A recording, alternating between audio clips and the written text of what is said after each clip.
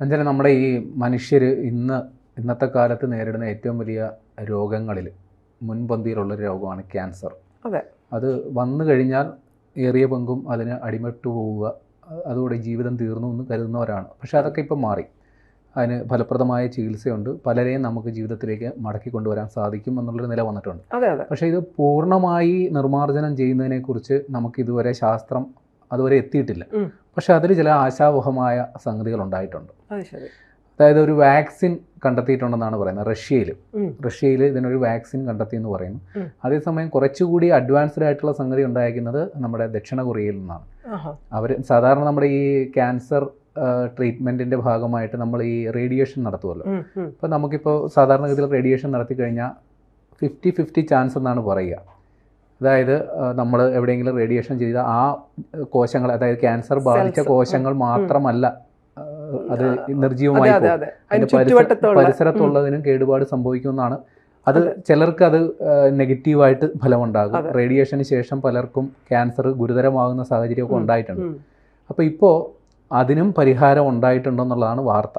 അപ്പോൾ ആദ്യം നമുക്ക് ഈ വാക്സിനെ കുറിച്ചുള്ള കാര്യം പറയാം. അതായത് ക്യാൻസറിന് പ്രതിരോധ വാക്സിൻ വികസിപ്പിച്ചതായും അത് സൗജന്യമായി വിതരണം ചെയ്യുമെന്നും പ്രഖ്യാപിച്ച് റഷ്യൻ ആരോഗ്യ മന്ത്രാലയത്തിന് കീഴിലുള്ള റേഡിയോളജി മെഡിക്കൽ റിസർച്ച് സെൻ്ററിൻ്റെ ജനറൽ ഡയറക്ടർ ആൻഡ്രേ കാപ്രിനാണ് ഇക്കാര്യം അറിയിച്ചത്. സ്വന്തമായി വികസിപ്പിച്ച ക്യാൻസർ പ്രതിരോധ mRNA വാക്സിൻ വിതരണം അടുത്ത കൊല്ലം ആദ്യമാണ് ആരംഭിക്കുക. അതേസമയം ഏത് ക്യാൻസറിനുള്ള വാക്സിനാണ് വികസിപ്പിച്ചിരിക്കുന്നതെന്ന കാര്യമോ വാക്സിൻ്റെ പേരോ മന്ത്രാലയം വെളിപ്പെടുത്തിയിട്ടില്ല. വാക്സിൻ്റെ പ്രീ ക്ലിനിക്കൽ പരീക്ഷണങ്ങൾ വിജയകരമായിരുന്നെന്ന് Gamaleya national research centre for epidemiology and മൈക്രോബയോളജിയുടെ ഡയറക്ടർ അലക്സാണ്ടർ ഗിൻഡസ്ബർഗ് പറഞ്ഞു. ക്യാൻസർ മുഴകളുടെ വളർച്ചയും മറ്റൊരിടത്ത് പുതുതായി പ്രത്യക്ഷപ്പെടുന്നതും തടയാൻ വാക്സിൻ പര്യാപ്തമാണെന്നും അദ്ദേഹം കൂട്ടിച്ചേർത്തു. ക്യാൻസറിനുള്ള വാക്സിൻ വികസിപ്പിക്കുന്നതിനുള്ള അവസാനവട്ട ശ്രമത്തിലാണ് രാജ്യത്തെ ശാസ്ത്രജ്ഞരെന്നും ഉടൻ രോഗികൾക്ക് ലഭ്യമാകുമെന്നും റഷ്യൻ പ്രസിഡന്റ് വ്ളാഡിമിർ പുതിൻ ഫെബ്രുവരിയിൽ നടത്തിയ ടെലിവിഷൻ അഭിസംബോധനയ്ക്കിടെ പറഞ്ഞിരുന്നു. അപ്പോൾ പുടിൻ ഇത് നേരത്തെ പറഞ്ഞിരുന്നു, അതിപ്പോൾ യാഥാർത്ഥ്യമായി എന്നുള്ളതാണ്. ഇപ്പോൾ നമ്മുടെ നാട്ടിൽ, നമ്മുടെ കേരളത്തിൽ ഇപ്പോൾ ഒരു സംഗതി നടക്കുന്നുണ്ട്. ഈ സ്ത്രീകൾക്ക് വരുന്ന ഏറ്റവും വലിയൊരു പ്രശ്നമാണ് ഈ ഗർഭാശയ ക്യാൻസർ. അപ്പോൾ അതിനും വാക്സിൻ ഉണ്ട് അത്രേ. അതെയോ? അതെ, അതിപ്പോൾ നമ്മുടെ സ്കൂളുകളിൽ, അതായത് ഈ കൗമാരദശയിലുള്ള കുട്ടികൾക്ക് അത് കൊടുക്കുന്നുണ്ട്. അതിനുള്ള നടപടികൾ തുടങ്ങിയിട്ടുണ്ട്. അതൊരു ആശാവഹമായ സംഗതിയാണ്. പക്ഷെ നമ്മുടെ ഏറ്റവും വലിയ വെല്ലുവിളി എന്ന് പറയുന്നത് ഈ ക്യാൻസർ ബാധിക്കുന്നത് ഏത് ഭാഗത്തു നിന്നുള്ളതാണ്. ഈ ആന്തരിക അവയവങ്ങൾക്ക് വരുന്ന ക്യാൻസറാണ് ഏറെ ഗുരുതരമാകുന്നത്. കാര്യം നമ്മളത് കണ്ടെത്താൻ വൈകുന്നു എന്നുള്ളതാണ് ഏറ്റവും പ്രശ്നം.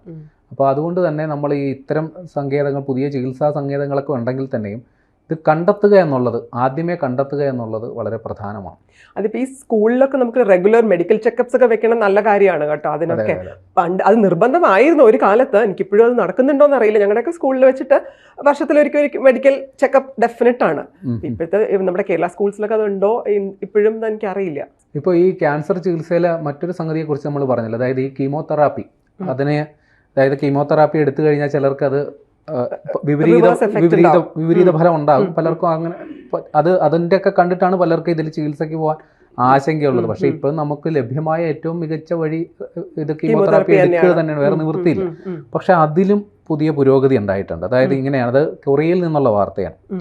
ക്യാൻസർ ചികിത്സയിൽ വൻ വഴിത്തിരിവെന്ന് വിശേഷിപ്പിക്കാവുന്ന കണ്ടെത്തലുമായി Korea advanced institute of science and ടെക്നോളജിയിലെ ഗവേഷകർ കീമോതെറാപ്പിയും റേഡിയേഷനും ഇല്ലാതെ ക്യാൻസർ കോശങ്ങളെ സാധാരണ ആരോഗ്യകരമായ കോശങ്ങളാക്കി മാറ്റുന്നതിന് ഒരു മാർഗം അവർ കണ്ടെത്തി. സയൻസ് ജേണലിൽ ഈ കണ്ടെത്തലുകൾ പ്രസിദ്ധീകരിച്ചിട്ടുമുണ്ട്. അതങ്ങനെയാണ്, നമ്മളിപ്പോൾ ഏതെങ്കിലും ഒരു സംഗതികൾ ഉണ്ടായാൽ അതിന് അപ്രൂവൽ കിട്ടിക്കഴിഞ്ഞാൽ അത് പ്രസിദ്ധപ്പെടുത്തണം. കാരണം ഒരു ശാസ്ത്ര സംഗതിയും ആരുടെ സ്വകാര്യ സ്വത്തല്ല, അത് പ്രസിദ്ധപ്പെടുത്തണം. കാര്യം ഇമാതിരി സംഗതികളൊക്കെ ലോകത്തെല്ലായിടവും പ്രയോജനപ്രദമായ സംഗതിയാണ്, എല്ലാവർക്കും അത് അറിയേണ്ടതാണ്. സാധാരണയുള്ള ക്യാൻസർ ചികിത്സയിൽ പാർശ്വഫലങ്ങൾ ഉണ്ടാകാറുണ്ട്.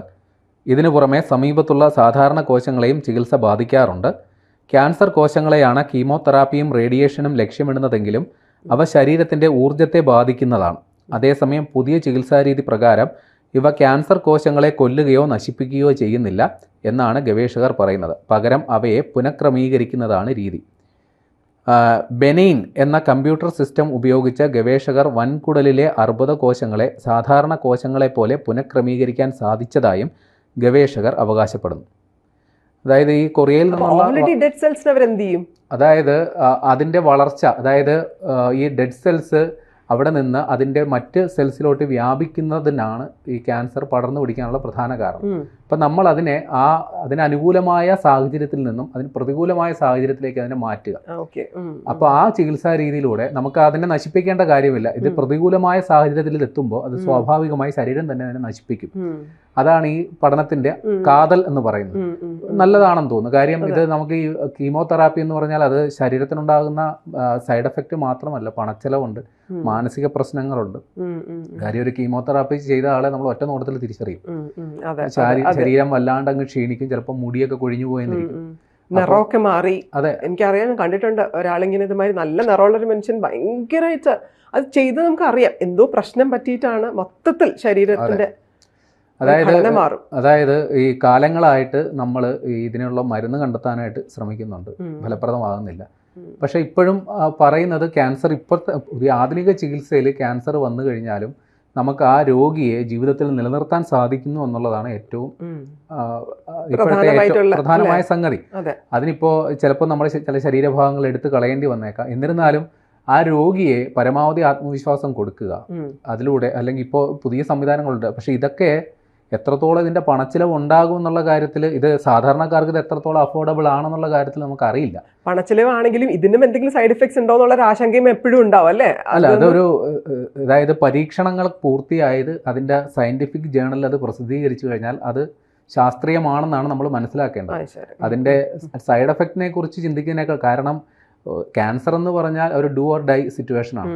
അവിടെ നമ്മൾ അതിൻ്റെ പാർശ്വഫലങ്ങളെക്കുറിച്ച് ചിന്തിച്ചിരുന്നു കഴിഞ്ഞാൽ ചിലപ്പോൾ നമ്മുടെ വിലപ്പെട്ട സമയം പോകുന്നിരിക്കും. അപ്പോൾ നമ്മളെ സംബന്ധിച്ച് ഏതാണോ ബെസ്റ്റ്, ഒരു കാര്യം പ്രത്യേകം പറയുക, നമ്മുടെ നാട്ടിൽ കുറേ നാട്ടുവൈദ്യന്മാർ ഇറങ്ങിയിട്ടുണ്ട്.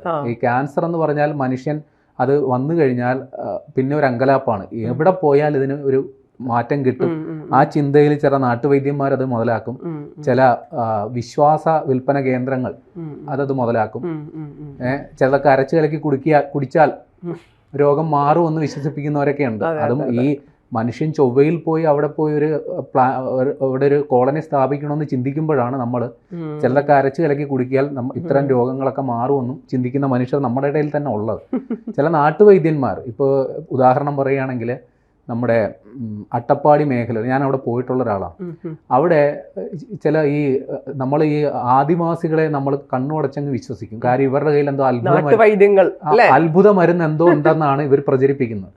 അതുമൂലം അതിസമ്പന്നരായ ഒരുപാട് പേര്, ഈ നമ്മൾ ആദിവാസികളെ കുറിച്ചുള്ള ഒരു ചിത്രമല്ല അവിടെ ചെല്ലുമ്പോൾ നമ്മൾ കാണും. ഇത് വിറ്റ്, അതായത് ക്യാൻസർ ചികിത്സ എന്ന പേരിൽ വൻ ബിസിനസ് അവിടെ നടക്കുന്നുണ്ട്. അപ്പോൾ അടിസ്ഥാന കാരണം ഇതാണ്. നമ്മൾ ഇത് വന്നു കഴിഞ്ഞാൽ ഒരു ആശങ്ക നമുക്കുണ്ടാകും. കാര്യം നമ്മുടെ ജീവൻ വെച്ചുള്ള കളിയാണ്. പക്ഷെ അങ്ങനെയുള്ളവർ ഇപ്പോൾ കരുതിയിരിക്കുക, നമുക്ക് ശാസ്ത്രീയമായ മാർഗങ്ങൾ ഇതാ തുറന്നു വരുന്നു. റഷ്യയിൽ നിന്നും കൊറിയയിൽ നിന്നും നല്ല വാർത്തകൾ വരുന്നു. വലിയ താമസമില്ലാണ്ട് നമുക്ക് ആ സാധനങ്ങൾ നമ്മുടെ കയ്യിലും കിട്ടും. നമ്മുടെ നിലവിലുള്ള ആരോഗ്യ സംവിധാനത്തിൽ ഇപ്പോഴും ഫലപ്രദമായ ചികിത്സയുണ്ട്. പക്ഷെ നേരത്തെ കണ്ടെത്തുക എന്നുള്ളതാണ് പ്രധാനം. ദേവി ഏത് ഇമാതിരി ഉടായ്പ സെറ്റപ്പിലും ചെന്ന് തല വെക്കരുത്.